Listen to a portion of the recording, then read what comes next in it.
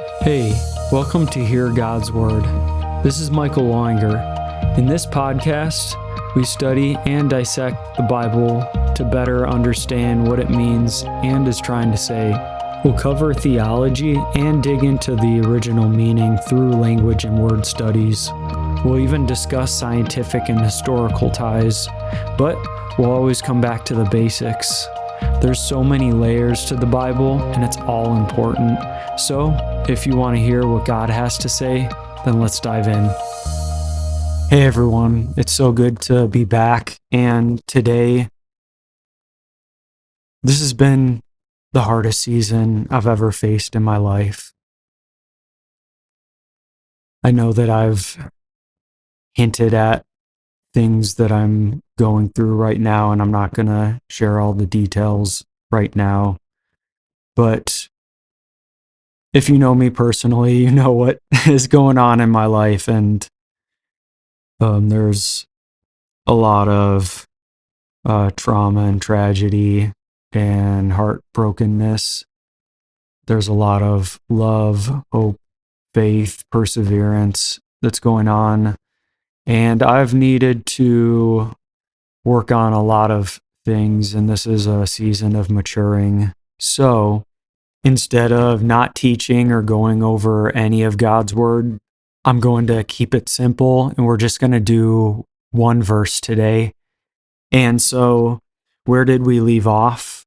We talked about how the servant of Abraham was going up to Aram, and he was going to the city of Nahor, because we know Nahor is Abraham's brother, and we know that Nahor has had some children, and Abraham is excited about the prospect of finding a wife for his son, because he wants to help him get married, and he wants to especially see it before he passes away.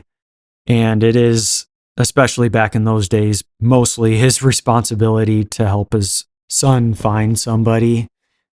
But then we have him going up, and he's made it, and we know that he's asking God for chesed, loving kindness and loyalty. So he's asking God, like, please give me success and do it for my master. But he's also hoping, like, God, I hope I didn't come up here for nothing. Like, give me success, God. I came here for a reason. I want this all to work out. And so he's praying and asking God for success, when all of a sudden in verse 15 it says, before he'd finished praying, there came Rebekah with her water jug on her shoulder. She was the daughter of Bethuel, son of Milcah. Milcah was the wife of Abraham's brother Nahor. So starting off, I think it's amazing that while he was talking with God, and even in the middle of his prayer, God starts already answering him, and God is giving him the success that he's asking for.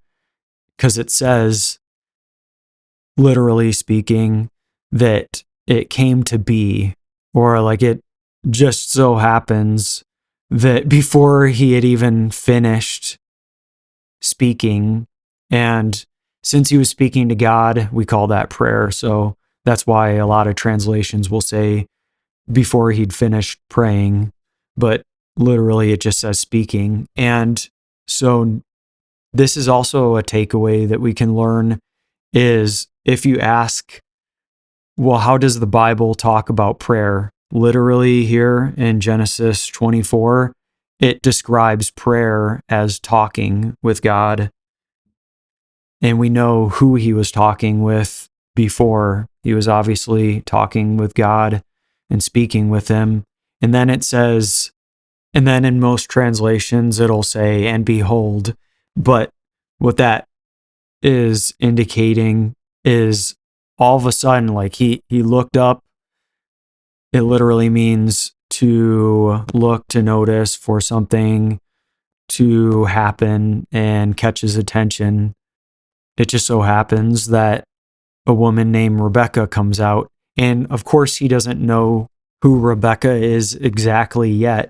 But I mean, it says, because obviously the authors and everyone in the future has the advantage of knowing the things that he didn't at the moment.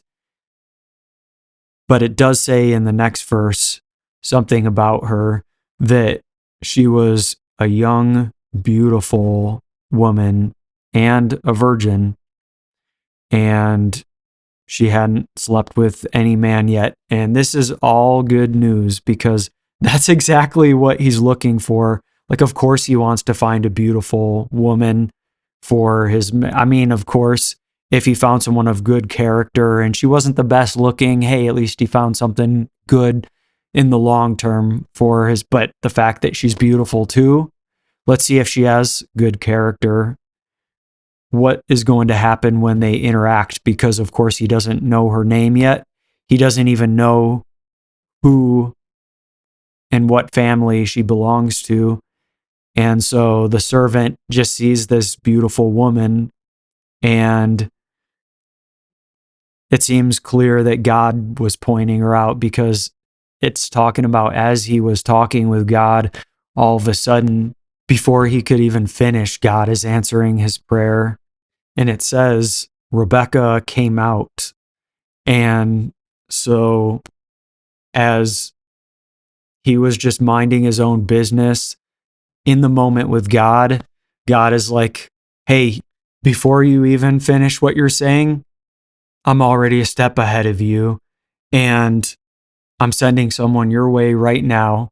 And it catches his attention, and he notices this beautiful woman, and we find out that she just so happens, since he's in the city of Nahor, of course, he is probably going to meet someone from Nahor's family, because a lot of times, if you have someone who has a city named after them, a lot of times they're going to be from the house of that person. And so we see that Rebekah comes out, and who is she related to? She's related to Bethuel, son of Milcah. And so her father is Bethuel, but who is he? He is the son of Nahor and Milcah. So those are his parents. So it's clear Bethuel, Rebekah's father, that they're all part of Nahor's family. So we found relatives. And I think that it's really amazing that the first person the servant meets is a relative of Nahor, just like the whole purpose of him going there. The first person that God put in his path is the exact person that God wanted him to be able to bring back for Isaac. And we'll see that God is giving him success upon success. And I just wanted to stop here right now and just soak in this moment. You know, it also says that she was carrying a jar on her shoulder, and we know that that's because she was going to the well. And the well, like we talked about, is the place of encounter. And even more than that, it's a place of unexpectedly encountering divine moments with God. And the servant wasn't totally expecting things probably to happen this well. And that's a pun I didn't realize. But we also know that Rebekah was literally just going to get water for that day. And she just so happened to choose the perfect time of day where she put herself in front of her future spouse's servant. I think that's all that needs to be said for this week. God is capable of lining things up and directing steps better than we can ever do ourselves. So pray to God and ask him to show up to meet you at the well. And I can guarantee you, if you're willing to take the steps to get to the well, you're going to encounter God in really beautiful ways, and He will cause your life to turn around and change forever. Hey, I'm so glad you guys could join for today's podcast. I hope things clicked for you and that you're able to better understand God's Word. Jesus said, "Whoever has ears to hear, let them hear." So, keep on listening to what God has to say, and I'll see you guys next time. God bless.